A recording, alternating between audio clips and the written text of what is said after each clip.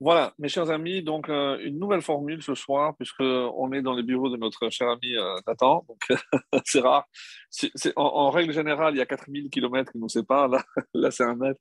Donc, et puis voilà, bon Hachem, devant un public ici en présentiel à Charenton, bon Hachem, en tout cas pour vous remercier, parce que votre patience, on a démarré, et ceux qui sont là et ceux qui nous attendaient sur Zoom, donc on a démarré avec un petit léger retard. Et voilà, on va essayer de rattraper. C'est comme les WhatsApp, vous multipliez par deux, ça parle plus vite, donc vous gagnez du temps. Alors, cette semaine, on va aborder ce que l'on peut considérer comme la, la fondation de la famille patriarcale, celle qui donnera naissance au peuple juif. Donc, on sait que Vayetse, il est sorti, et où il est sorti, où est allé Yaakov. Yaakov, évidemment, dans un premier temps, on peut imaginer qu'il a fui son frère. Rappelons-le, son frère cherchait à le tuer, et sa mère a profité de cette occasion pour l'envoyer chez son frère, chez Lavan et son père, à Bethuel, et pour essayer de trouver des femmes qui lui convenaient. Ce qui nous interpelle un petit peu, c'est pourquoi il n'a pas procédé comme son grand-père. Lorsque son grand-père voulait, surtout que je vais vous rapporter un midrash qui n'est pas connu, très intéressant, qui dit qu'à la naissance, c'est pas que les gens ont dit le grand pour la grande et le jeune pour la jeune. Non, ils ont fait un reskem, ils ont fait un accord signé entre Rivka et son frère Bethuel. Donc, ils ont fait, son père, et ils ont signé, donc le grand, c'est-à-dire Esav, se mariera avec Léa, et Rachel avec Yaakov. C'était prévu, c'était signé, c'était convenu, donc il aurait pu se contenter d'envoyer quelqu'un pour chercher Rachel. Un problème d'âge? Oui, puisque d'après, alors je sais qu'il y a des midrashim qui ne disent pas que Rachel et Léa étaient jumelles. Mais oui, il y a des midrashim qui disent qu'elles n'étaient pas jumelles, mais nous, on maintient donc qu'elles étaient jumelles. Et d'ailleurs, ça résout pas mal de problèmes de dire que les jumeaux ont la même voix.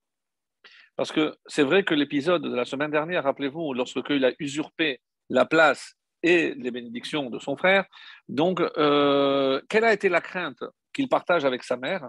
Ou là, Niavi, peut-être qu'il va me tâter et il va se rendre compte que je ne suis pas poilu. Et pourquoi il ne craignait pas que par le son de la voix, il se délate? C'était révélateur. Ils l'ont entendu, mais c'est pas toi. De là, ils avaient la même voix.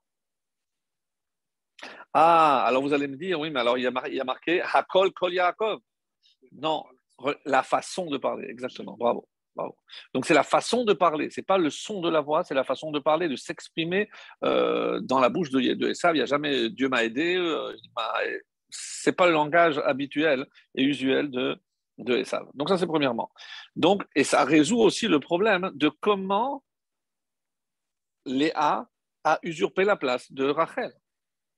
Parce que comme elles ont la même voix, il lui a donné les signes. Les signes, on les connaît, c'est les trois mitzvot de la femme, Chala, Nida et Alakataner. Donc, Chana, le Chéné qu'on dit, c'est Chana, c'est de ça qu'on parle. Et donc, même si elle les a prononcées, comme elles ont la même voix, donc ça n'a pas eu des incidences, donc ça, il n'avait rien à craindre. Donc, ça, c'est une explication que j'aime bien. Mais ça ne résout pas notre problème, après quand j'en aurai besoin, ça ne résout pas le problème de savoir pourquoi il n'a pas envoyé quelqu'un. Il aurait pu envoyer plutôt que de se déplacer. Alors, la réponse la plus simple, c'est celle que vous avez mentionnée, c'était pour fuir la colère de son frère. N'oublions pas que dans la colère, parce qu'il s'est vu finalement piller les aimés, on lui a pillé sa bénédiction, et ça faisait deux fois, puisqu'il a pris sa Bechora, alors qu'il a vendu de son propre gré. Bon, mais comme quoi, lorsqu'on est dans un état d'esprit, on voit tout à travers le prisme de la colère, il en voulait à son frère. Ça, c'est certain. La réponse à cette question, on la verra à la fin. On la verra à la fin. Pardon? C'est la bande-annonce. Exactement, c'est la bande-annonce. Non, parce que sinon, vous allez avoir la réponse, vous allez partir avec. Moi, je... Ah ouais, ouais, là. Alors, donc c'est une paracha difficile parce que, bon, j'imagine que certains passages, on les a vus ensemble les années précédentes, c'est comment expliquer que Yaakov n'a pas reconnu Léa alors qu'elle a pris la place de Rachel. Et d'après un avis qui m'a beaucoup surpris, que j'ai découvert aussi en préparant ce cours, c'est que depuis combien de temps il n'a pas vu sa fiancée? Vous avez une idée? Yaakov n'a pas vu Rachel. Il vivait sur place. Tu as raison. Mais ce n'est pas ce qu'affirme le Midrash. La seule, la première et la dernière fois qu'elle l'a vue, c'est devant le puits. Elle avait quel âge? C'est Rivka. 5 ans. Pourquoi, lorsqu'il propose à Lavan de travailler, combien il dit? Pourquoi il ouvre sa bouche? Propose 2, propose 3, propose 1. Pourquoi 7 ans? Ça, c'est l'explication que j'ai beaucoup aimé, j'ai découvert aussi cette année. C'est parce que de là, on déduit qu'elle avait 5 ans. Et que pour enfanter, elle devait avoir 12.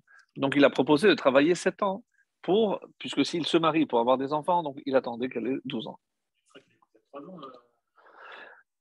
Et il a conclu une alliance à 3 ans, mais évidemment qu'ils n'ont pas maintenu des relations jusqu'à qu'elle ait eu 12 ans. Oui, mais bon, Yaakov, il voulait faire les choses bien. On va dire ça comme ça. Non, tu as raison, tu as raison. Alors, il l'a vu devant le puits. Et vous rappelez sa réaction, il a pleuré parce que par roi HaKodesh, il a vu qu'il ne serait pas enterré avec elle. Donc, c'est un moment vraiment très émouvant. Bon, ce qui est le plus gênant, et si on passe sous silence, c'est qu'il l'a embrassé. Bon, alors comment on s'arrange? On dit que quand on embrasse, c'est l'union des âmes. Donc, il a senti cette communion d'âme avec Rachel qui devait être. Et la preuve, c'est que dans toutes les parachiotes, à partir de celle-là, chaque fois qu'il y a le mot Rachel, il est suivi de Ishto. Rachel, Ishto. Alors que pour Léa, même pas une fois. Même pas une fois. Lorsque le matin, il s'est rendu compte que c'était Léa. Qu'est-ce que je n'ai pas traduit? Sa femme. Non, merci, non, parce que pour les autres aussi. Tu sais que tu m'as laissé un bureau vide. Hein. Tu ne m'as pas mis en. Non, non. Dans le Zoom, dans le Zoom. Ah, d'accord. Alors, non, c'est bon. La discussion qui a eu lieu entre Léa et Yaakov le matin est une discussion assez intéressante. Pourquoi? Il lui a dit, mais tu n'as pas honte, tu es une trompeuse, fille d'un trompeur. Regarde ton père. Et il dit, mais tu es bien placé, toi. Qu'est-ce que tu as répondu à ton père lorsqu'il t'a dit, c'est qui? Rappelle-moi juste. Tu n'as pas dit Ani Esav Bechorecha? Elle sait. Alors Rachi essaie de mettre une virgule. Bon, on s'arrange, mais il n'y a pas de ponctuation dans la Torah, donc je peux lire aussi. Donc, finalement, qu'est-ce que tu me reproches? Et en fait, évidemment qu'elle n'est pas en train de lancer des pics à son mari. Là, ils sont mariés, donc maintenant le mariage il est consommé, mais ça y est. Et il y a ici une notion aussi très belle et qu'on ne mesure peut-être pas à sa juste valeur. C'est qu'est-ce qu'elle a dit?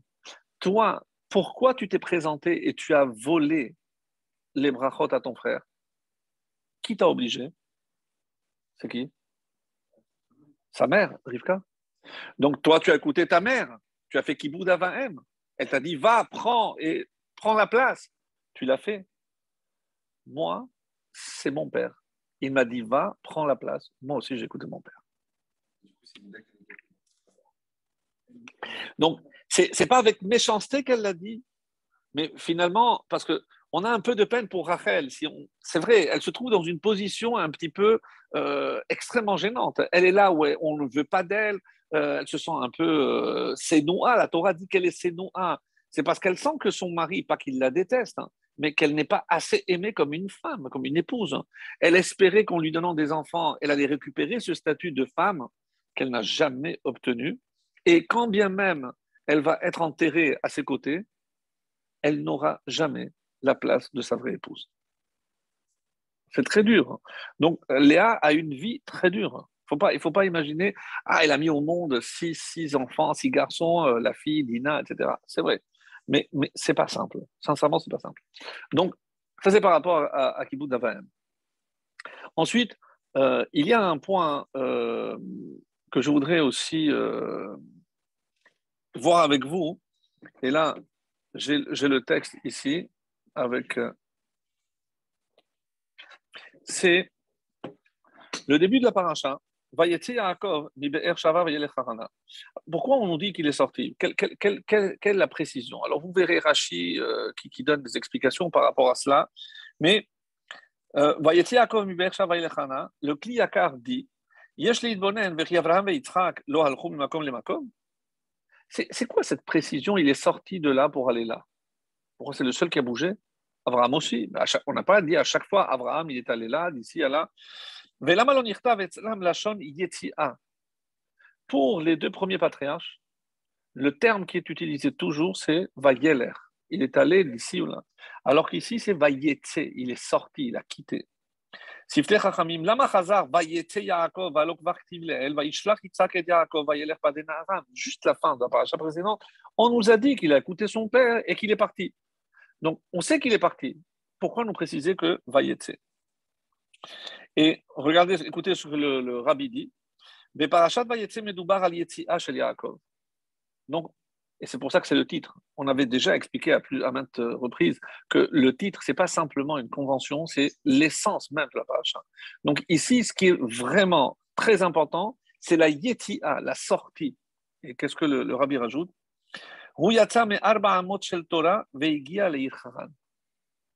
D'après les calculs, s'il y a une coupure entre le moment où il est parti et là où il est sorti, combien de temps il manque? 14 années.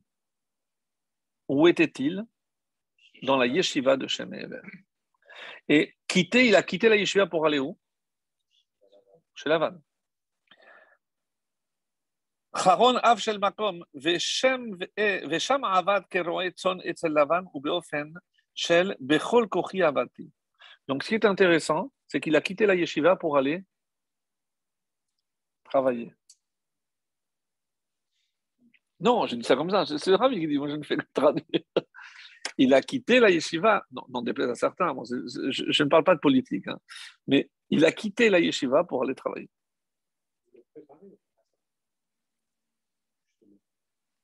C'est-à-dire?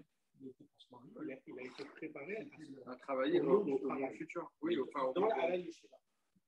Pourquoi même ceux qui vont faire des études et ceux qui vont se marier, on conseille aujourd'hui de faire même une année de yeshiva ou 2 années de yeshiva, après ils peuvent faire des études. Pourquoi?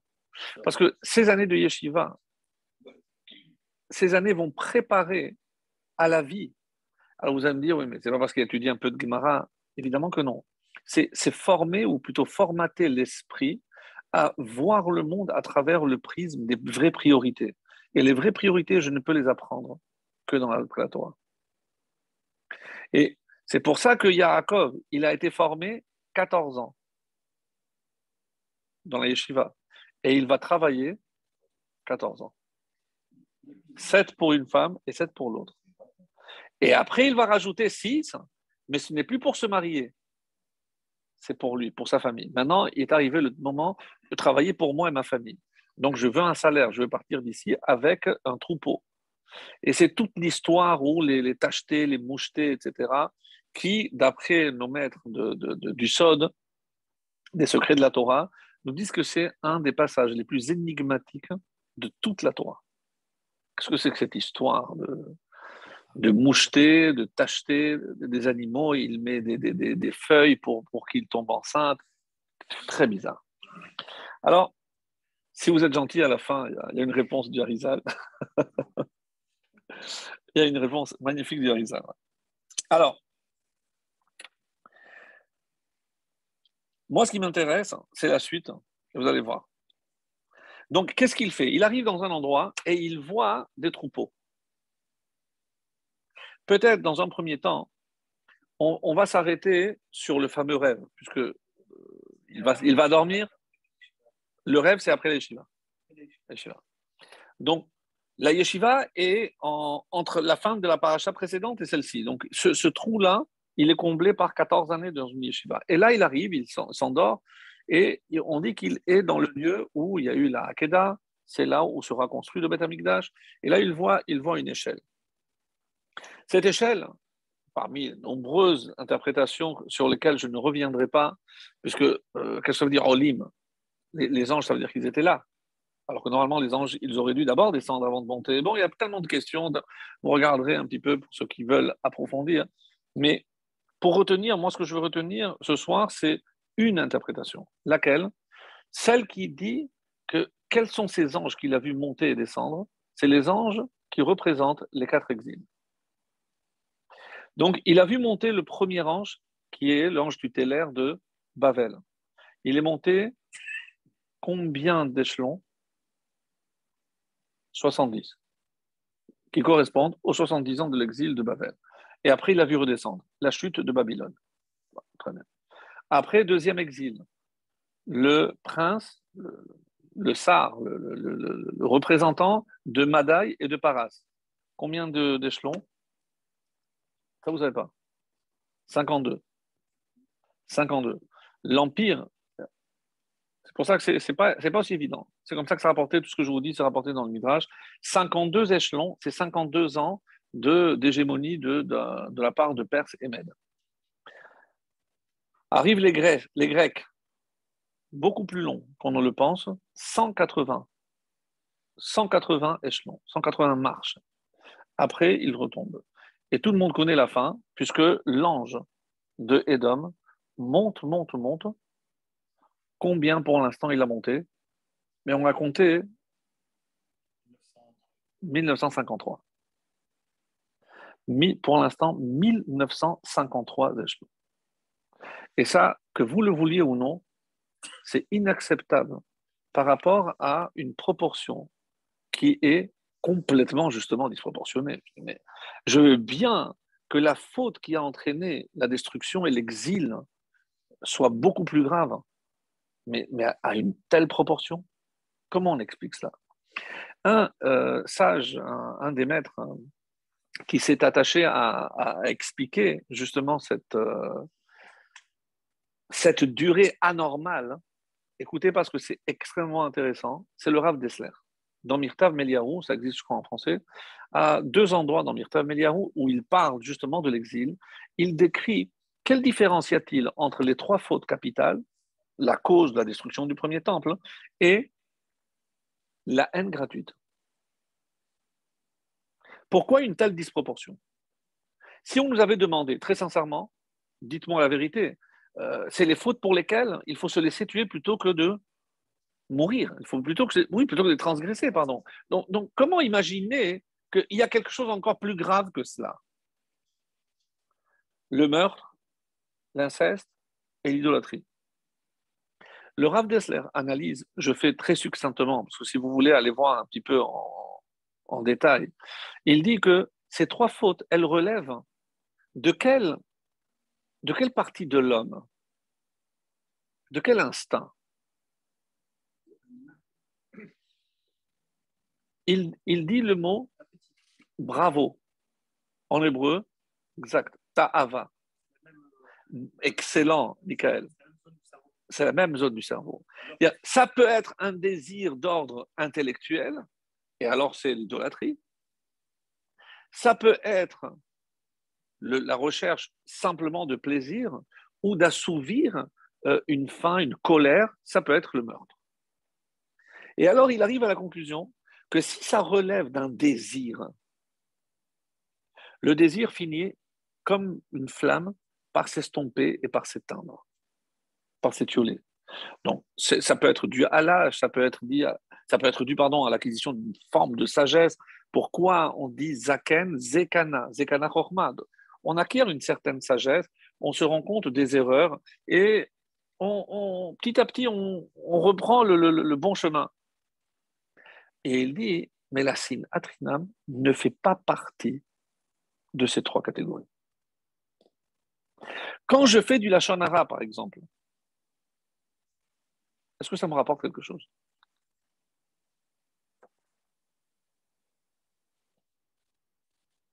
Pas forcément. Il y a une histoire qui est racontée par le Rav Lopian, pardon. Est-ce que pour être au centre de l'attention, mais qu'est-ce que ça me rapporte? On dit c'est pour ça qu'on compare au serpent. Le serpent, il peut piquer, mordre, même s'il n'a pas d'appétit. C'est par pure méchanceté. Et c'est pour ça que ça ne correspond pas à un désir. Mais parfois, la Lachonara, ça ne veut pas faire ça nous-mêmes. C'est souvent quand on a un problème avec nous-mêmes qu'on le voit chez l'autre et qu'on parle. C'est une sorte de. Pourquoi la Shonara? Je ne voulais pas tellement parler de la Shonara, mais pourquoi la Shonara est tellement grave?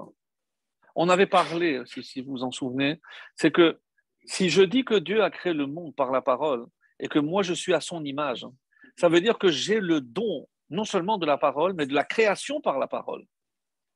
Et lorsque j'utilise à mauvais escient cette parole, je suis en train d'utiliser un don divin à des fins destructrices. C'est inconcevable. Par quel organe Dieu a créé le monde? Vous vous en souvenez? On dit par la parole. Pas que, mais aussi. Je ne sais pas si on a vu ça ensemble déjà. La vision. Parce que chaque fois il est dit, et il a vu que c'était bien. Que ça change. Qu'est-ce que ça apporte? C'est un artiste qui regarde et contemple son œuvre. Ramban, Nachmanide, donne une très belle explication. Il nous dit, la parole crée quelque chose. Mais encore faut-il que ce qui est créé se maintienne. Donc, Dieu crée et il voit, et par la vision, il y a, en hébreu, ça s'appelle le kiyum. C'est le maintien. Ça ne suffit pas de créer une société, il faut qu'elle tienne. J'ai créé une société, oui, mais où elle est? Bah non, ça y est, je l'ai fermée. Elle n'est plus. Ce n'est pas une création. Donc, comme on dit dans la bracha, où on exprime la joie par rapport à un moment, par rapport à un objet, par rapport à un fruit, chez Hecheyanu, qui nous a donné la vie. Et après,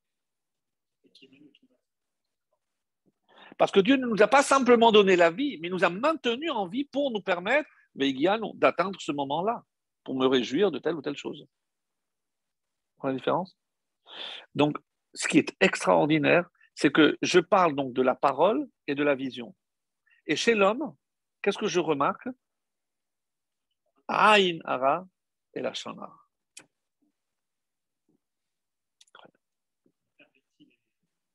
Les outils de la création. Mais vous comprenez comment c'est grave. Alors que Hachem a partagé avec nous, l'homme, quelque chose de si formidable, un outil tellement précieux, à tel point que dans la création, comment on désigne l'homme? Le médaber, le parlant. Chai, c'est l'animal. Nous, on est médaber. Et c'est ça ce qui fait notre ressemblance à Akadosh Baruch Hu. On vient, on prend cette parole et on la détériore. On l'utilise pour détruire le monde. L'histoire de Rav Lopian est terrible. Dans un village qui s'appelait Kelem, connu parce que il y a le sabbat de Kelem là-bas. C'est un village un peu particulier. Il y avait deux sœurs qui ne se sont pas parlé pendant 60 ans. 60 ans sans se parler. Tellement qu'elles-mêmes, je pense qu'elles avaient oublié pourquoi elles s'étaient fâchées, mais peu importe, mais il fallait rester fâchées. Lorsque une était en train d'agoniser, elle fait appeler sa sœur. Sa sœur dit quoi? Oui, oui, ta sœur t'appelle, écoute, elle va pas bien, elle est moribonde. Elle accourt et lorsqu'elle arrive, sortez tous, je vais rester seule avec ma sœur. Il dit approche, j'ai tellement de choses à te dire. Commence à chuchoter, je n'entends pas. Elle approche, elle colle l'oreille à la bouche pour entendre ce qu'elle dit, et à ce moment-là, la mort. Comment?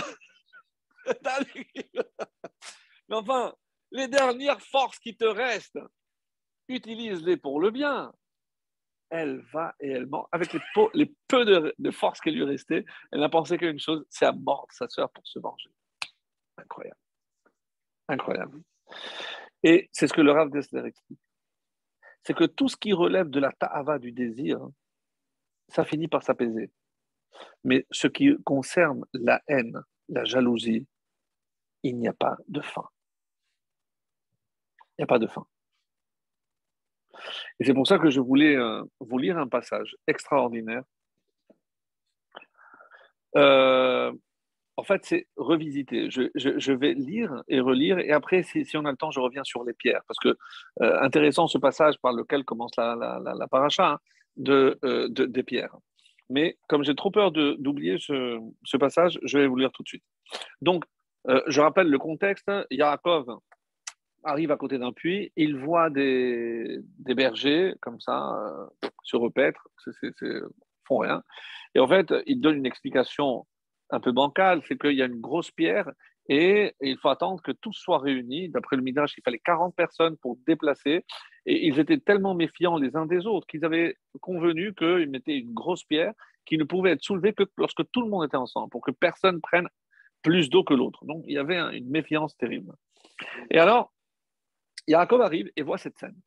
Une grosse pierre, les bergers allongés, le troupeau qui attend, qui avait soif.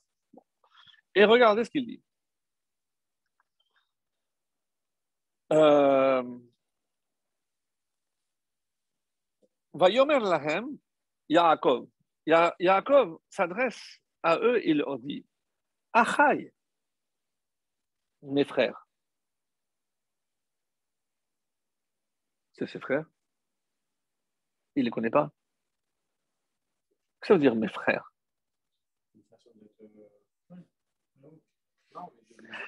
Qu'est-ce qui va suivre? Qu'est-ce qui va suivre dans les propos de Yaakov? Aujourd'hui, c'est frérot, ouais. C'est frérot. Vas-y, frère. Ouais. Non, ce n'est pas le cas, parce qu'il ne va pas demander un service. Qu'est-ce qu'il va faire par la suite? Quand il les voit tous allongés au lieu de faire ce qu'il y avait à faire? Excellent. Il vient faire des reproches. Qu'est-ce que Yaakov nous enseigne? Comment on fait un reproche? D'abord, on rapproche. Et après, on reproche. J'attendais pour la planète. Achaï, mon frère, tu avais dit, bon, d'abord, je me rapproche. Et après, le coup.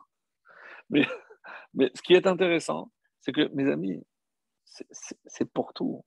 Pour mes enfants, pour ma femme, dans le couple. Je ne peux pas rentrer dedans sans qu'il y ait un mot pour apaiser, pour rapprocher. Parce que si je me rapproche, je peux reprocher. Et si je sais reprocher, je peux aussi rapprocher. C'est pas pour faire simplement de jeu de mots, vous avez compris que c'est vraiment très, très, très profond ce qu'on dit là. Alors il dit comme ça, Achai, très bien. Achai.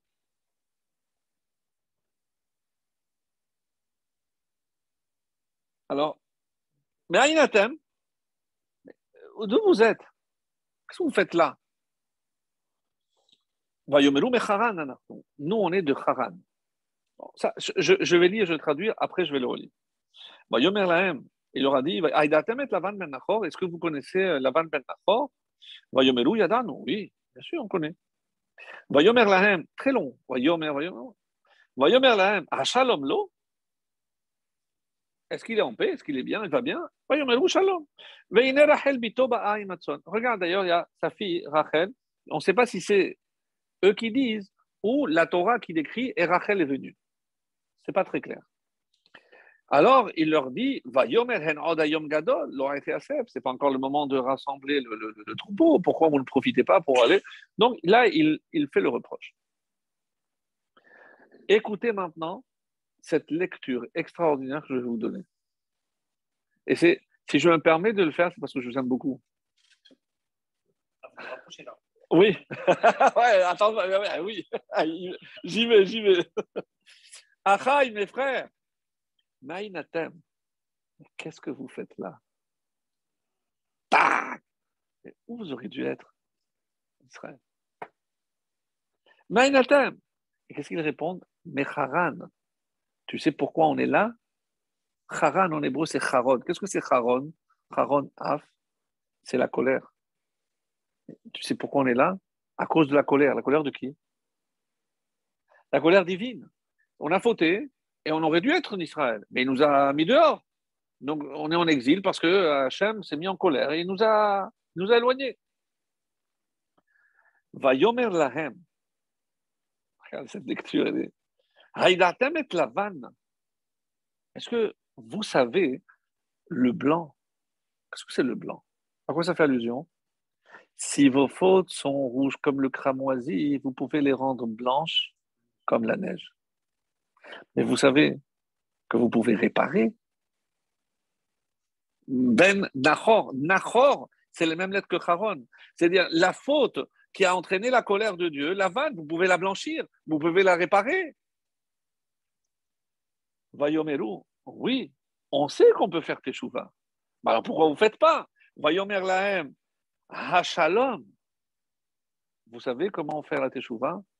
Ha-shalom, la paix. L'eau pour lui. Pour lui. Si vous faites la paix, alors ils ont dit, Vayomeru, shalom. Mais nous, on sait qu'il faut le shalom. Mais on ne sait pas comment l'obtenir. Et la suite, Vehine Rachel. Vous ne savez pas comment faire la paix? Apprenez de Rachel. C'est pas magnifique. C'est. Qu'est-ce qu'on apprend de Rachel? Comment Rachel a apporté la paix? Elle a laissé sa place. Elle a laissé son mari. Elle a laissé la place dans le Mata Marpala. Elle est morte en entrant en Israël pour laisser la place à sa sœur, parce que Yaakov ne pouvait pas avoir deux sœurs en Israël. Elle a tout laissé sa place. Protéger aussi, pour l'exil, pour ramener les enfants. C'est-à-dire, elle incarne, elle incarne justement la réparation de cette faute. Regardez, apprenez de Hine Rachel Ba'a. Regardez, elle vient. Apprenez d'elle. Et là aussi, parce que nous, qui sommes les enfants de Léa, on est en train d'allouer elle. Elle. Et quand on dit Rachel Imenu, on est des Yehudim, descendants de Léa, quand même. Pourquoi? Parce que c'est elle qui nous a enseigné. Elle a tout sacrifié. Elle est enterrée sur la route. Et il y a autre chose aussi de très beau que je n'ai jamais dit et qui va très bien dans ce qu'on est en train de dire. Quelle est la faute qui a entraîné le premier exil?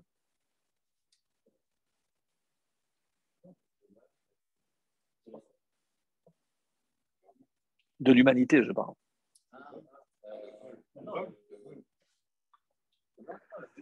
Adam et Chava, on a été exilés du Gan Eden.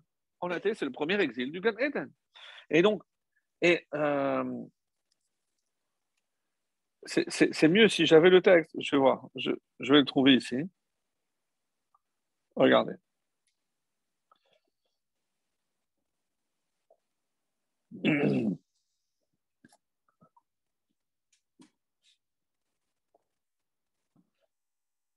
Lorsque, regardez au moment où, qui a mangé le premier le fruit? Chava. Et après,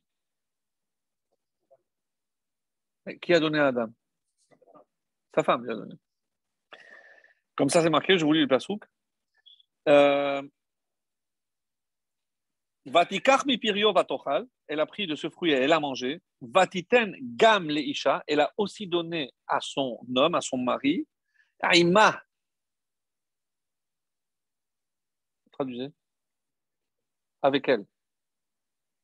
Et lui, qu'est-ce qu'il a fait? Vayochal. Qu'est-ce que ça veut dire avec elle?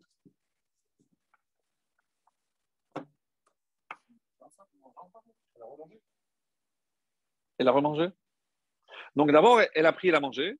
Après, elle a donné ensemble. Ça colle pas. Les Rachamim voient, pardon? Non.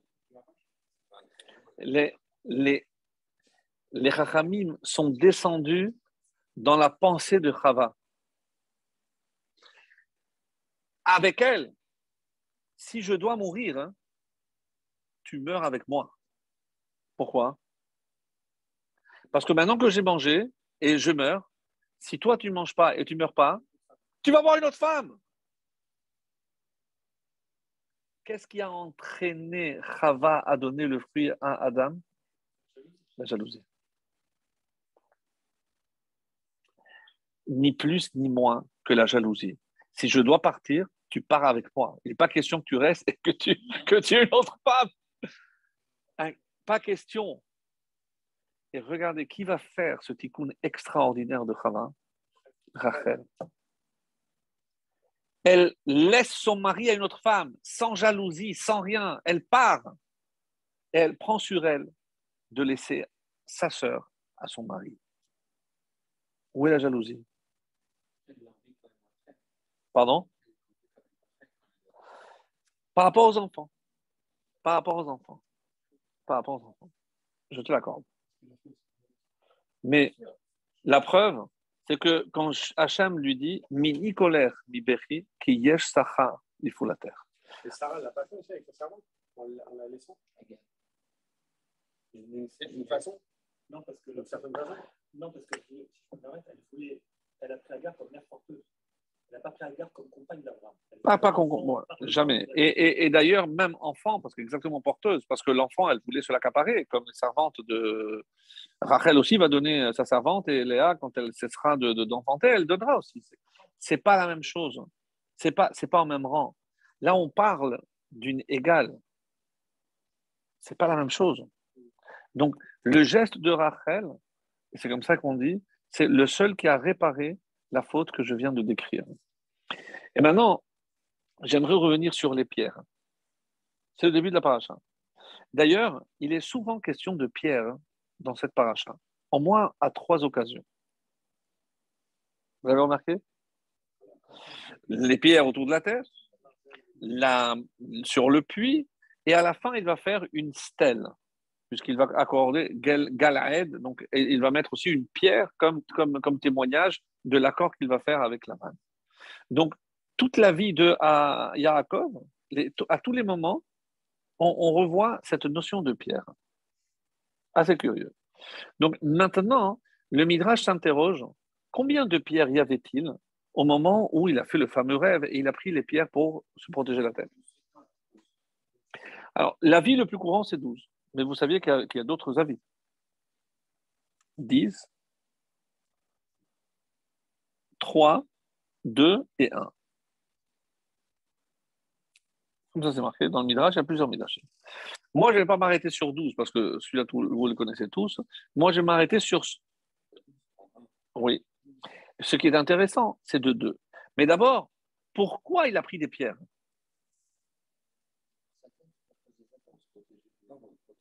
Il aurait pu mettre des branches. Intemporel,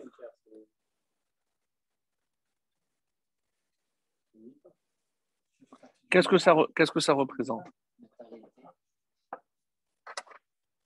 Quelque chose qui dure, quelque chose de stable. Vous avez une autre idée? Je vous écoute. Hein. Limité dans le temps. Alors regardez.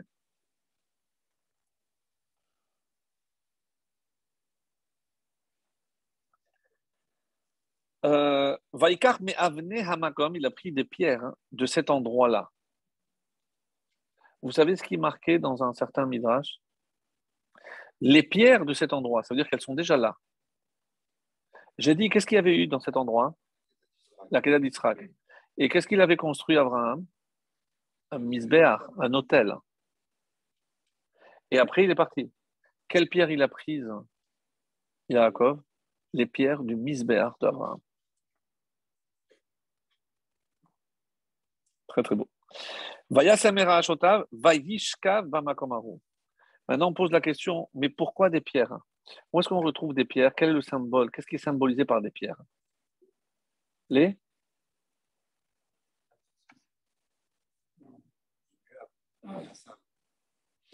Je ne parle pas de ce qu'elles représentent. Où est-ce qu'on retrouve les pierres dans un moment crucial de la vie du peuple juif? Non, c'est pas dans le seul. Vous êtes en direct, monsieur, c'est honteux. Allez, allez, il est tard, mais quand même. Merci. Ah, tu m'as sauvé, Patrick. Les tables de la loi. Ben oui, Luchot. Peu importe, mais c'est la pierre. Luchot Avanim. Non, non, non, ne cherche pas. Luchot Avanim. C'est comme ça. Oui, c'est ce que je dis. Alors, et Vayishkav, hein, il y a les Chachamim qui disent Yishkav, Yesh, il y a quoi? Kav bet. 22. Les 22 lettres de l'alphabet. Tout ce qui est ici, c'est une allusion à Matan Torah. Tout ce qui est dit ici est une allusion à Matan Torah. Et c'est pour ça qu'on dit Veine Soulam, Soulam 130. Où est-ce que la Torah est donnée? Sinaï. Valeur numérique Sinaï, 130. Veloshom Magia Shamaima Veine Malaché Elohim Olim. Qui c'est qui est monté? Moshe et Aaron. Moshe. Veyordim, qui est descendu, va Yered Hashem. Il y a un parallèle qui est fait ici par les Chachamim où je retrouve tous les événements de Matan Torah et c'est une allusion à Matan Torah. Et Yaakov prépare Matan Torah. Et pourquoi maintenant deux pierres? Il y a plusieurs explications, bien entendu, et j'en apporte deux. Une qui dit que les deux pierres, c'était Rachel et Léa. Lui, il voulait savoir si véritablement il devrait épouser les deux ou pas. Donc il les a mis le matin, il y avait une seule. Il a compris qu'il allait épouser Rachel et Léa. Il s'est dit, est-ce que je vais faire comme Abraham et comme Yitzhak, ou moi aussi je vais avoir des enfants pas bien, je n'aime pas le mot scori, mais comme Ishmaël ou comme Esav. Donc il a mis les deux et c'est devenu une seule. Toi, tu auras un peuple, tous parfaits. Donc, tous les messages qui passent à travers la pierre, et pourquoi la pierre? Aleph, Av, Bet, Ben, Nun, Neched. Le père, le fils, eux ils disent autre chose, nous on a le petit-fils. 3 générations. C'est les 3 générations. La pierre, c'est en quoi la pierre symbolise cette stabilité, pas par rapport à la nature, mais par rapport à la transmission. Tu as été choisi pour être le 3e, puisqu'il y a eu ton père, et ton fils, ton grand-père, et toi tu es le 3e. Et ça c'est ceux qui disent 3, ça devient 1. C'est toi qui as été choisi pour le peuple juif. C'est toi qui vas mettre au monde le peuple juif. Très bien. Très bien. Yaakov va avoir combien d'épreuves dans sa vie? Dites-les-moi.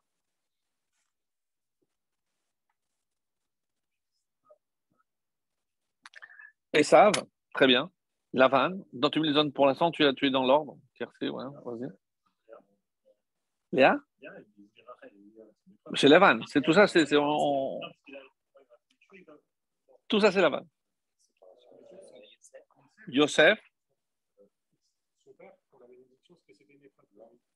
vous avez oublié une. Ça, c'est Esav toujours.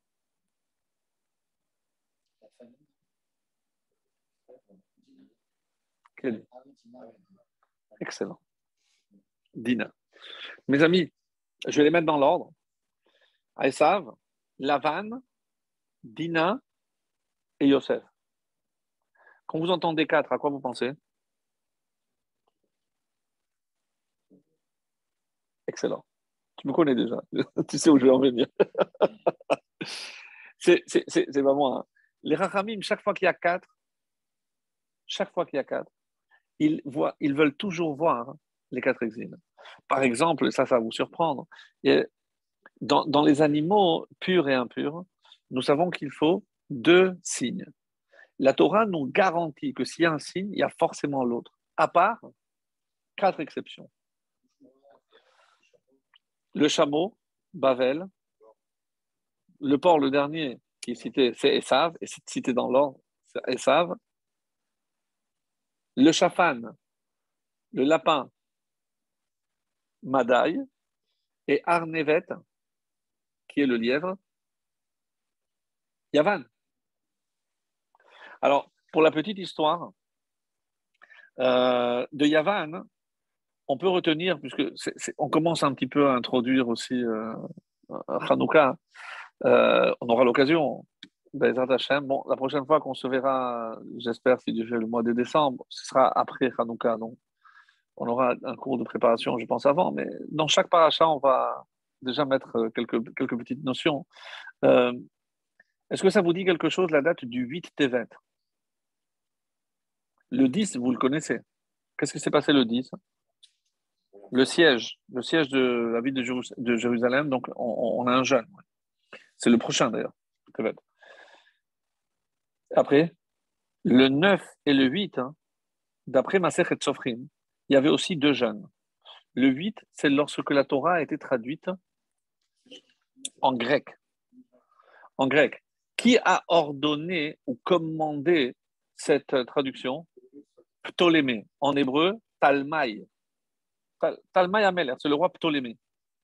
Et tout le monde connaît l'histoire, c'est l'être d'Aristée pour les laïcs, les scientifiques. Et nous, on a dans deux, trois endroits dans la Torah orale, on dit qu'il a réuni 72 sages, qu'il les a isolés pour ne pas qu'ils puissent se consulter. Et tout le monde a donné exactement la même version. Par exemple, ils se sont mis d'accord pour ne pas traduire Bereshit bara Elohim. Bereshit a créé Dieu, ce qui aurait pu être une traduction possible. Donc, et à chaque fois, ça a donné exactement la même chose. Et le 8, c'est lorsque ça a été traduit. Ça a donné le nom de, à partir des 70, 70. À ne pas confondre avec la Vulgate. La Vulgate, c'est la traduction en latin. 70, c'est en grec. Quand est-ce que ça a été traduit? Le 8 Tevet. On a comparé ce jour au jour où on a fait le Vaudor. On reviendra sur cela. Le 9 aussi, il y avait un jeûne. Mais ce n'est pas écrit pourquoi. On n'a pas voulu dire. Certains disent que c'est la mort de Ezra Hassofer. Et d'autres disent que non. Si on nous a dit que c'est la mort, c'est que c'est la naissance de quelqu'un d'autre. Vous voyez? Le 9 Tevet, c'est la naissance de Jésus. C'est pas connu. Ouais.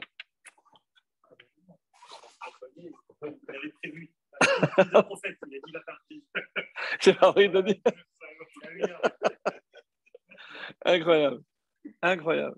C'est le 9 Tevet, c'est comme ça que c'est rapporté, par les sources un peu plus tardives, hein, puisque à l'origine, on n'a pas marqué l'événement. En tout cas, on dit comme ça. Non. Donc, si je dis qu'il y a 4, chaque fois qu'il y a 4, donc on voit qu'il y a une correspondance. Alors, pourquoi je vous parle de ça?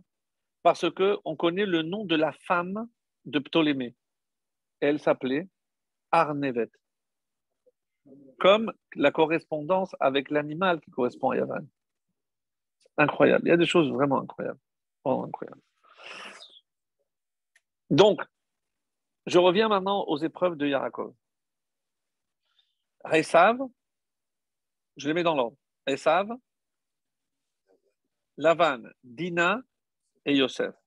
Donc, je suis cet ordre dans l'ordre chronologique des exils. Donc, Bavel avec Esav, c'est curieux, parce que nous, on aurait dit Esav, c'est. Ouais. Tout à fait légitime ta réaction. Lavan, du coup, c'est Paras et Madaï, Purim. Dina, Yavan. Voilà, compréhensible. Et quatrièmement, Yosef avec Edom. On ne va pas tous les détailler, parce qu'on aura l'occasion d'y revenir, mais une petite avant-goût, parce que je vous donne une réponse, la première, au départ. Euh, un peu. Yosef, bravo, Yosef et Sitno shel Esav. Comme ça dit le. Pourquoi au moment où Yosef est né, il n'a pas eu peur d'aller affronter son frère Esav? Parce qu'il savait que Yosef représentait la force qui s'oppose à Esav. Donc il faut aussi voir qu'est-ce que Yosef représente pour savoir comment on peut s'opposer à Esav. Yaakov, pardon, la première, donc on a dit que c'est Esav. À Esav, finalement, il a eu quand même une bénédiction de son père. Laquelle? Al-Kharbe Khatichie, tu vivras par ton épée. Quel est le message de Nebuchadnezzar? Quel est le message de Nebuchadnezzar, Nabucodonosor, le roi de Babel? Il a un seul message, c'est la force, la puissance. Ils sont très riches et ils ne cherchent qu'à une chose, à dominer le monde. C'est pas qu'il y avait une idéologie qu'il voulait partager avec le monde, rien du tout. Qu'est-ce qu'il cherche? D'ailleurs, comme le livre de Daniel le décrit, qu'est-ce qu'il a fait construire? Une statue énorme à son effigie, et il a ordonné à tous ses sujets de prier que à sa statue. Et c'est là où s'est fait attraper Daniel, parce que Daniel, il continue à faire Shahrid, Minha, Alvid, tout seul, en Yahid, mais bon, au moins il le faisait. Il a été évidemment dénoncé et il s'est retrouvé dans la fosse aux lions. Pourquoi des lions? Vous savez de qui est descendant Daniel? De Yehuda, donc de David. De David. Donc lui, il incarne la vraie royauté. Le lion qui est le roi. Donc face à tous les autres royautés, tous les autres royaumes ne représentent rien devant toi. Parce que toi, Daniel, tu incarnes la vraie royauté, celle d'Israël. Et Daniel est le seul à partager, parce que je fais le lien, parce que le seul à partager avec Yaakov, comme ça c'est rapporté dans le Midrash Shocher Tov, il n'y a que 2 personnes sur terre à connaître la fin des temps. Yaakov, il a voulu le révéler, bon, on ne l'a pas laissé, et l'autre c'est Daniel. Les 2 seuls qui connaissaient la fin des temps. Et d'ailleurs, on dit que Jonathan Ben Uziel, qui a voulu traduire le livre de Daniel, il y a une batte-colle qui est sortie pour l'en empêcher. Je dis, non, Dayeka, ça suffit, ça tu touches pas. Tu laisses en l'état. Et Daniel a camouflé, donc personne ne sait extraire de son livre la date de la fin. En tout cas, c'est comme ça que c'est marqué. Donc, autre chose par rapport, donc je reviens à Dina. Lavan et Paras, je vous la fais très rapide. Lavan se veut un papy gâteux. Mais lorsqu'il apprend d'ailleurs qu'il a pris la tangente, son cher gendre, il le poursuit, mais pas pour lui faire des cadeaux. Dieu intervient, lui dit surtout, tout touche pas. Il aurait été capable de tuer même ses enfants. Comme ses filles vont dire, mais qu'est-ce qu'il nous a donné jusqu'à présent? Pour lui, on est comme des servantes. Donc si tu veux, on part avec toi, il n'y a aucun problème. Comment Lavan a su que Yaakov était parti?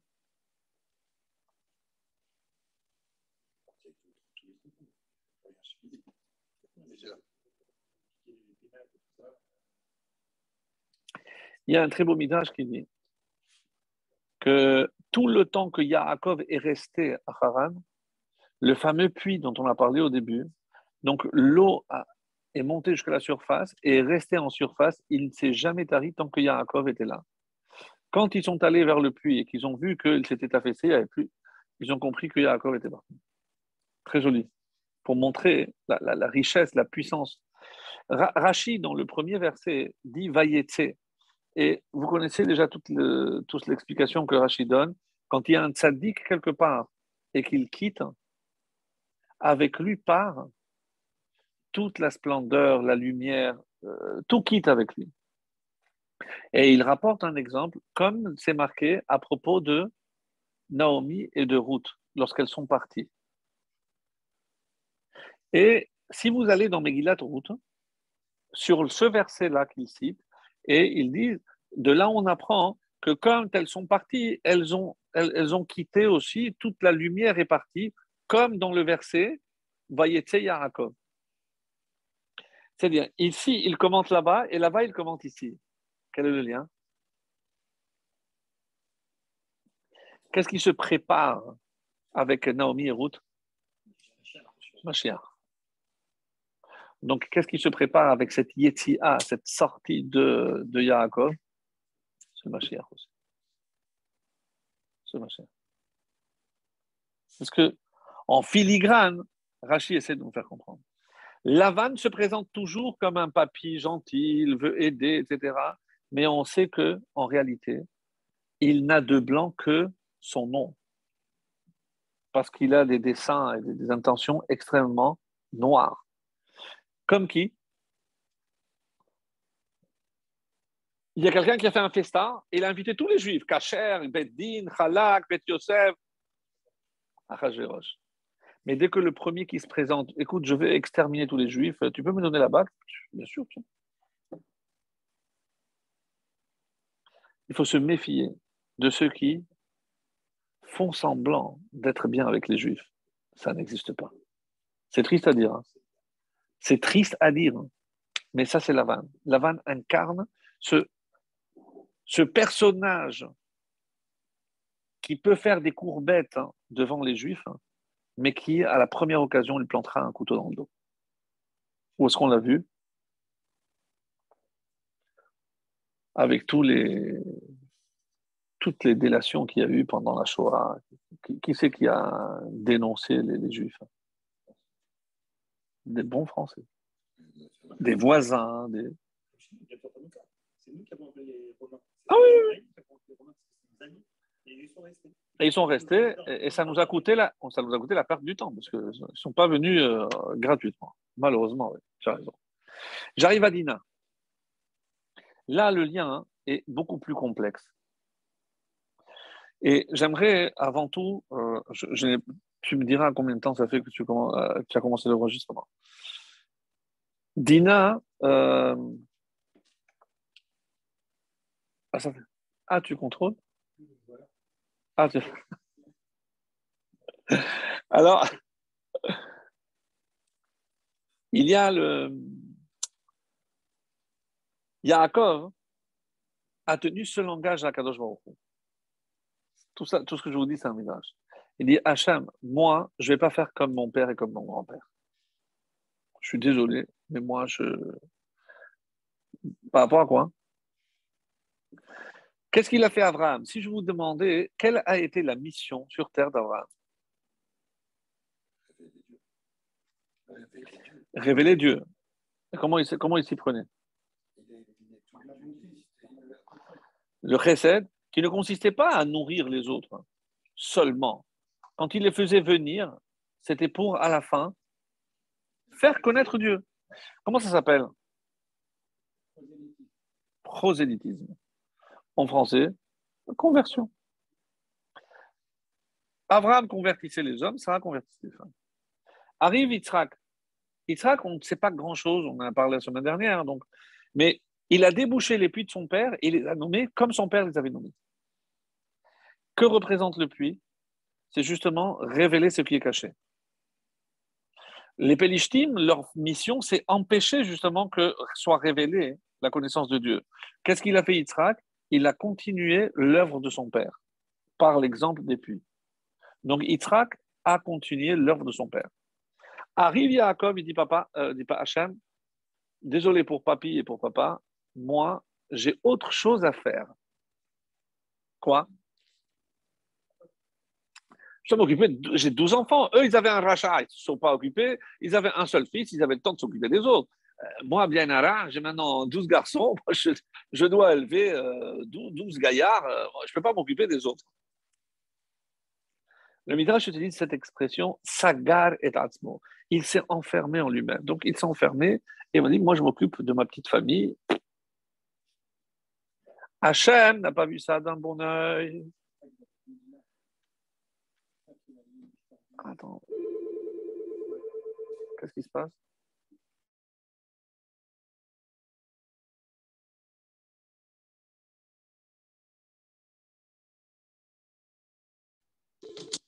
On c'est parti. Ah voilà, c'est revenu.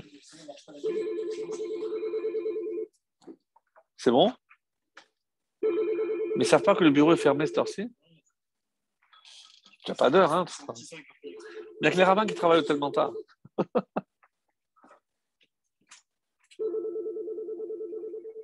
Alors, on s'est arrêté. Ah oui, il s'est enfermé en lui-même. Moi, je ne m'occupe pas de conversion. Écoutez, parce que ça vaut le déplacement. Vatetse Dina. Tu as voulu enfermer.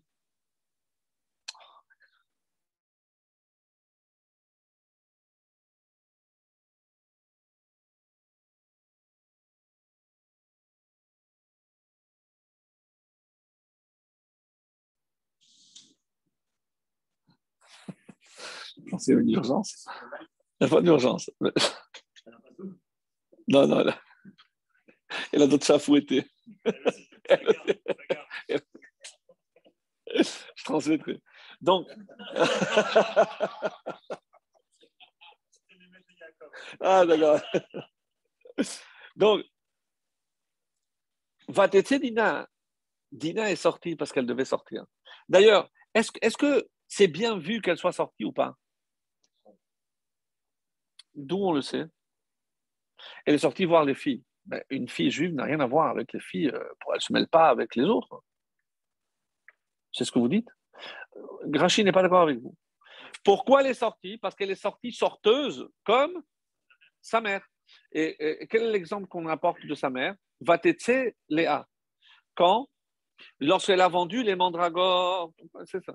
Quand elle a vendu les mandragores, normalement, c'était le tour à Rachel. Mais comme Léa a vendu les mandragores, les doudaïm, dis-moi, je te les donne, à condition que ce soir, ils viennent chez moi. Donc, comme Yaakov venait, il allait où? Non, naturellement, parce qu'il avait son calepin, il a dit ce soir, ah, c'est Rachel. Donc, il va chez Rachel. Donc, Léa sort à sa rencontre, hop, ce soir, c'est chez moi. Qui est né de cette union?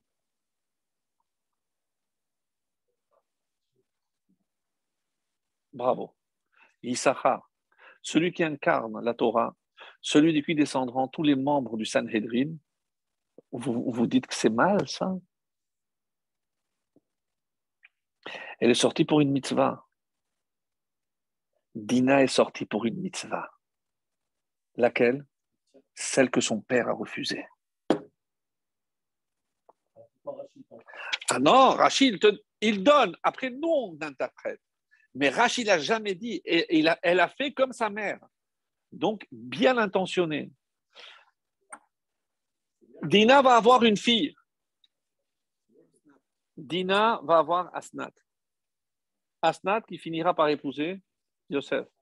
Yosef et Asnat auront Ephraim et Ménaché. Qui est le papy d'Ephraim et Ménaché? Tout le monde me dit ça. Mais vous n'avez pas deux papys, vous, normalement? Mais c'est Shechem, bon sang, mais c'est Shechem. Shechem est le papy d'Ephraim et de Ménaché. Mais pourquoi on oublie? Mais c'est terrible, on n'y pense pas. Mais qu'est-ce que ça voulait dire? Que c'est Shechem, hein? Chez Shechem, il y avait une étincelle qu'il fallait récupérer. Qu'est-ce que c'est les conversions? C'est récupérer les étincelles. Comment tu as refusé une chose pareille, Yaakov? Regarde, ta fille, elle a compris. Si elle n'était pas sortie, d'où ils allaient venir, Ephraim et Ménaché? Deux tribus d'Israël, deux modèles qu'on utilise pour bénir nos enfants. Et ce sont les petits-enfants de qui? De Shechem. Tu as failli à ta mission, Yaakov. Tu ne peux pas t'enfermer en toi-même. Parce que toi, le peuple juif, tu es censé récupérer toutes les étincelles. Et vous savez d'où elles sont perdues, ces étincelles, depuis la faute de Adam. Tikkun Olam. Toujours on revient à cela. C'est impressionnant. On tourne et on retourne. Et voilà la dernière perle pour ce soir. Bon, après, je sais pas. Je sais pas tout dire. Pourquoi il n'a pas envoyé un messager pour chercher Rachel? Vous vous rendez compte combien de problèmes on aurait évité et de travailler et de se sortir avec Léa. Il envoie, je viens chercher Rachel. Tiens, Rachel, tu viens, tu te maries. Et on termine. C'est ce que sa mère lui avait dit. C'est ce que son père lui avait conseillé. Yaakov a vu autre chose. Il n'a pas vu que Lavan aurait mis des bateaux dans les roues. Suite à ses 14 années d'études, il a compris que la mission qui lui incombait, ce n'était pas simplement de se marier. Il avait autre chose à faire. Récupérer plein d'étincelles qui s'étaient perdues. Quand il arrive, il y a une question que le Midrash demande à dormir debout.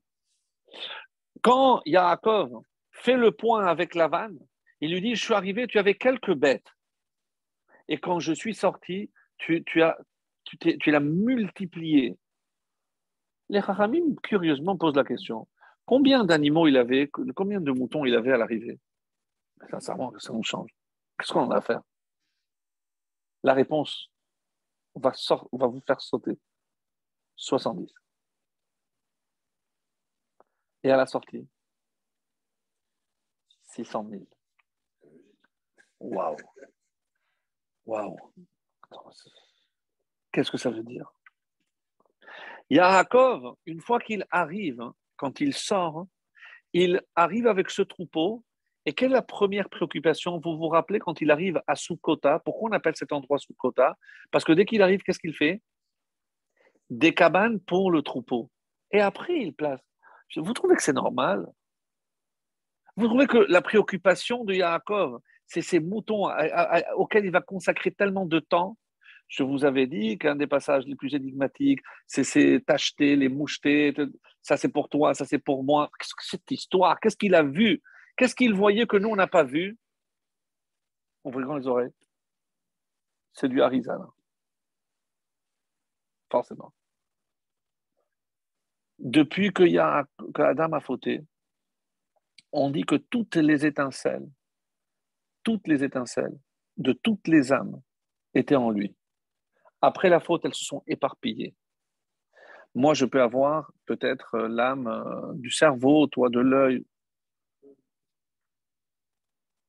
Il y a ces 70 qui se sont éparpillées. Elles ont atterri où ces âmes? Dans le troupeau de Lavan. Pourquoi Yaakov devait aller à tout prix chez Lavan? Nous, on a toujours dit que c'était pour se marier. Et c'était ça son erreur. C'est que lui, il pensait qu'une fois qu'il s'est occupé déjà de tout le troupeau, parce que regardez le nombre de versets qu'on consacre à ce troupeau, et le nombre, les détails, qu'est-ce que sincèrement,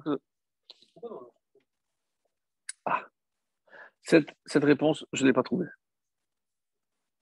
Il y en a qui ont voulu dire parce que c'est pour qu'elle reste intacte. Chez l'homme, ça aurait pu s'abîmer. Chez un animal, ça reste intact. Et c'est plus facile. La brebis égarée, peut-être. En tout cas, Yaakov, grâce à ses 14 années d'études, il a su reconnaître. Et il savait exactement où étaient les âmes. Il dit ça, tu peux les garder pour toi, Lavan. Ça, c'est à moi. Pourquoi il décide que c'est comme ça, c'est pour lui et comme ça? Non, ça dépasse notre entendement. Le Harizal vient nous dire ici, il y a des choses en jeu qui sont beaucoup plus importantes. C'est Yaakov a réussi à récupérer toutes ces âmes. Et ça va très bien avec ce qu'on disait au début. Il y a toujours une allusion au don de la Torah. Et on savait à quel moment ils sont sortis d'Égypte lorsqu'ils ont atteint le chiffre de 600 000. 600 000, et ce n'est pas Yetzi'a, Vayetse. Vayetse, il a sorti, parce qu'il a réussi. Comme le rabbi a dit, c'est pourquoi on appelle ça, c'est la Yetzi'a. Pour nous, quand on parle, c'est Yetziat Mitzrayim. Quand on a atteint ce chiffre, non seulement on a pu sortir d'Égypte, mais on a surtout pu recevoir la Torah. Abraham, il a couru derrière un taureau. À quel moment? Avec les anges. Lorsqu'il a pris 3 taureaux, il a couru derrière parce il a voulu offrir 3 langues, donc il a voulu abattre trois vaches, parim ou parotte, trois bœufs. Il y en a un qui s'est sauvé, il a couru derrière, c'est comme ça qu'il a découvert Matan Marpella. Très bon. Comme ça qu'il a découvert. C'est comme ça qu'il a découvert Matan Marpella. Donc le taureau est comparé à Abraham. Yitzhak, bien sûr, le Haïl, c'est le bélier. C'est le bélier. Et Yaakov, c'est le mouton. Chacun a fait le tikkun, une partie de tikkun, à partir de ces animaux-là. C'est extraordinaire parce que, encore une fois, on voit aussi dans les cadeaux que Yaakov va envoyer à Esav. On voit les animaux qu'il a envoyés. Et je crois que je vais terminer avec ça parce que c'est très beau. Bon, je voulais parler d'autre chose, mais bon, ce sera pour la prochaine fois. Qu'est-ce qu'il a envoyé? Il a envoyé des haïzim, des chèvres, rechelim, des brebis, des gmalim et des parottes. Et vous verrez dans les haïzim représentent quatre types. Encore une fois, 4 haïzim. Haïzim, parce que ça commence par Aïm. Aïm, c'est combien? 70. Une allusion à qui? 70. Exil. Babel. Babel. Rechelim, regardez comme c'est beau. C'est Rechelim, c'est des brebis, c'est ceux qui descendent de Rachel. Rechelim. Qui descend de Rachel? Binyamin. Binyamin, qui descend de Binyamin? Mordechai et Esther. Donc, du coup, Rechelim, ça représente qui? Paras et Madaï. C'est tellement beau, vraiment, c'est incroyable. Cette force des Chachamim de trouver tout époustouflant. Des Gmalim, c'est qui? On dit Gmalim, c'est Yavan. Et ça, on laissera pour un prochain cours. Pourquoi? Parce que, vous vous rappelez, je crois que l'année dernière, on avait vu cet exemple d'un chameau qui portait du lin et qui est rentré, le lin a débordé et est rentré chez un commerçant et ça a pris feu. Vous vous rappelez de ça ou pas? Et on dit, là, c'est qui est coupable? C'est le propriétaire du chameau, parce qu'il fallait faire attention. Si jamais c'est le commerçant qui a mis du feu à l'extérieur, pourquoi c'était comme une enseigne, et que ça a pris feu, c'est le responsable, sauf si le feu qui est à l'extérieur est le feu de Hanouka. Vous vous rappelez de ça? Donc, le chameau est assimilé. Et parot, il y a marqué Hikifuni parim rabim. À qui c'est comparé? À Edom. C'est lorsque il nous encercle pour nous faire du mal. Ça, c'est Edom. Mais à la fin, il y a aussi Chamorim. Et à quoi ça fait allusion? Chamor, c'est le Mashiach qui viendra sur un Chamor. C'est Mashiach qui vient sur un Chamor. Vous me rappellerez de revenir sur Dina, parce que Dina Yavan, j'ai pas encore tout dit. J'ai pas encore tout dit. Puisque Dina, je vous donne un petit indice, après ça vous permet. Dina, finalement, a été violentée par Shechem. Et qu'est-ce que les Grecs ont voulu? Souiller nos épouses. Par quoi? Le droit de cuissage. Le droit de cuissage. Donc il y a un parallèle extraordinaire. Mais comme je voulais terminer par une histoire, puisqu'on a parlé de Mashiach, si vous la connaissez, tant mieux, sinon elle est trop belle. J'avais envie de terminer avec ça. C'est une communauté réformée. Ils ont entendu qu'il y avait un rabbin très éloquent, très, très bon orateur, etc. Le président s'est dit, tiens, pourquoi pas, on va faire venir Alors il le rencontre et il lui dit, voilà, je vous invite à parler dans ma communauté, mais à une condition. Alors, je veux bien, c'est quoi? Vous ne parlez pas de Mashiach. Ah, pas, tout ce que vous voulez, mais pas de Mashiach. Ah, imaginez, je crois que c'est un Chabad et tout. J'ai dit, ben, écoutez, je sais pas, alors, ça. Alors, ouais, ça aurait pu le faire, mais c'est pas ça. Alors, bon, il a dit, écoutez, je m'engage. D'accord? Une parole, c'est une parole. Commence à parler, etc. Bon, vraiment, tout le monde adhère, très, très, très, très bel orateur, super. Ça se passe, il dit, voilà, écoutez, maintenant pour conclure, en temps normal, j'aurais dû conclure avec le Mashiach, mais j'ai reçu des consignes, donc plutôt que de terminer par le Mashiach, je termine par une histoire.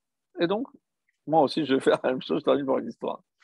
C'était un renard qui était affamé, et il cherchait vraiment quoi se mettre sous les dents, et de loin, il voit une poule.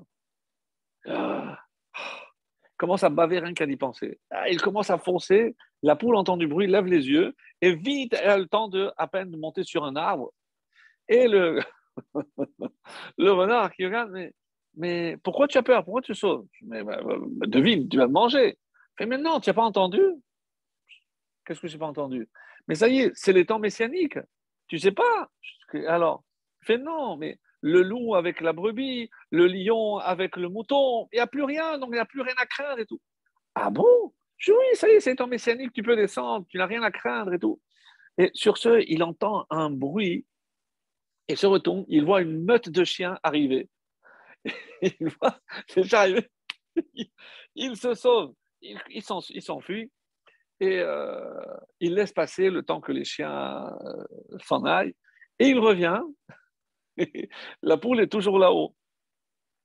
Alors il lui dit, mais tu n'es toujours pas descendu? Je dis, mais tu m'as menti. Je dis, mais pourquoi tu dis ça? Je dis, mais si c'est vrai, alors pourquoi tu t'es sauvé? Je dis, non, c'est différent, parce que les chiens ne croient pas dans le Mashiach. Voilà pour ce soir, mes amis. Alors, très très bonne soirée. Encore merci à Nathan pour son accueil et en vous souhaitant une très très bonne fin de soirée et heureux de vous avoir retrouvé ici à Paris, mais encore plus heureux de vous retrouver à Yerushalayim. Très bonne soirée. Merci, Rav.